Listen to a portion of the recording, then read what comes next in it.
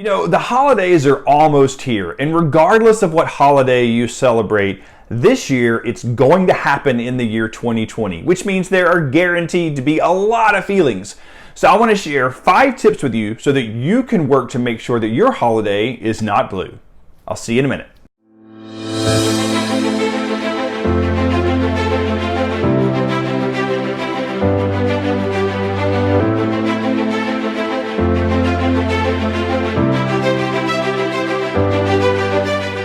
Hello everyone, Artstar here. Thank you for joining me for another episode of The Feelings Guy, the channel where mental health comes first and your feelings always matter.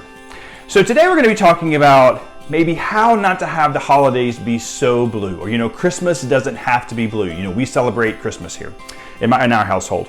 So number one, how in the world is it almost Christmas already? I mean, it seems like this past year has gone by in a decade.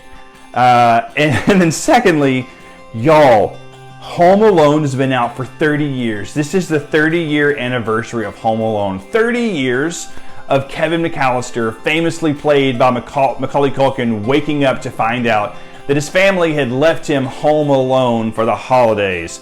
30 years of, ah! I mean, that makes me feel kind of old. But the movie was really funny, and it's fun to watch, and I think it's aged really well. But this year on Christmas, thousands of Americans are going to be waking up home alone, and it's not going to be quite so funny. There's been a lot that's happened over 2020. A lot of us are staying home. We're not traveling to see friends and family. So, a lot of feelings come up, and as this is a channel where we focus on feelings, I want to share 5 things that I think that you can do, that I believe that you can do over the holiday season, not just over Christmas, over January as well, to really focus on yourself and to not have the holidays be so blue. All right, so let's just dive right in. Number 1, channel your inner snowman. So y'all, when it's warm outside, we all know that the science tells us that if we get out and we take a walk around and we clear our head, that we're going to feel better. Well, the science doesn't stop working because it's cold outside. So pretend like you live in Illinois or Alaska. Literally channel your inner Frosty the Snowman, bundle up, stay socially distant, and get outside and have a brisk walk. You're going to feel better. Your head really does clear. So number 1, channel your inner Frosty the Snowman. Number 2, give back, and maybe this year, give back virtually. So for many of us, the holidays have become a time that have become synonymous with giving back to others. And that doesn't have to stop just because we're doing most things virtually. I want to share a couple of sites that I have gone to and I've researched that you can use to give back of your time virtually this holiday season. So 3 things I want you to check out: Translators Without Borders, Smithsonian Digital Volunteers, and my personal fave, Zooniverse. So that's Zooniverse, not Zoomiverse. So Translators Without Borders. So this site is completely dependent upon volunteers. People that are bilingual, speak multiple languages, can go and you can help translate really important topics. Right now, a lot of what they're focused on is health and safety topics. Last year, over 1 million words were translated by volunteers on Translators Without Borders. So check them out, especially if you speak multiple languages. It's a great way to give back. Number 2, Smithsonian Digital Volunteers. I had no idea this existed. So the Smithsonian is allowed for volunteers to really help them in their cataloging process. So if you're into like science or history, check out Smithsonian Digital Volunteers. I'll put all this in the show notes below.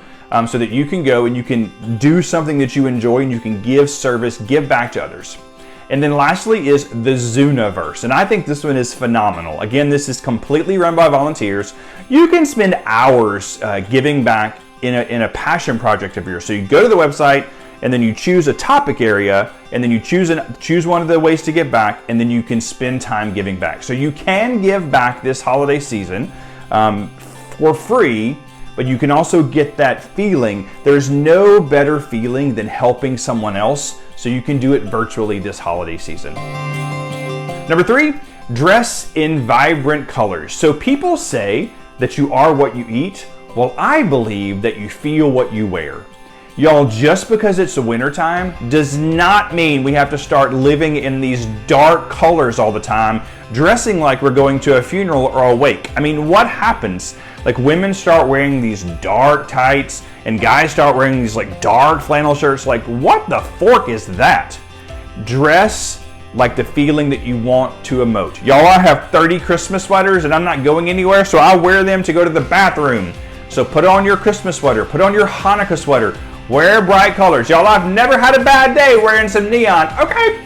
So, I mean, put on bright colors, and I believe that you're going to start to feel better. So dress the emotion you want to exhibit. Like, dress how you want to feel, okay?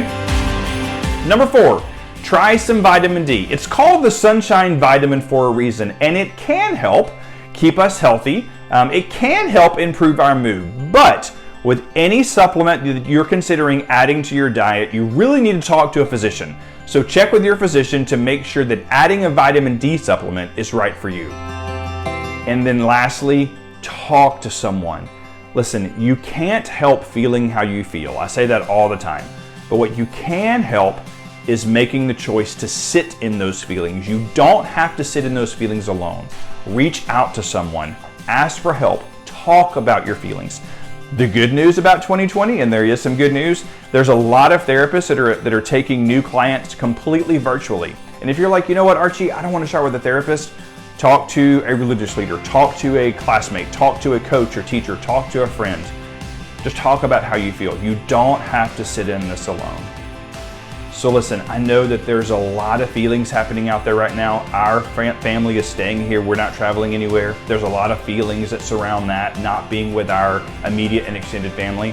But everyone has to do this year what they feel like is best for their family.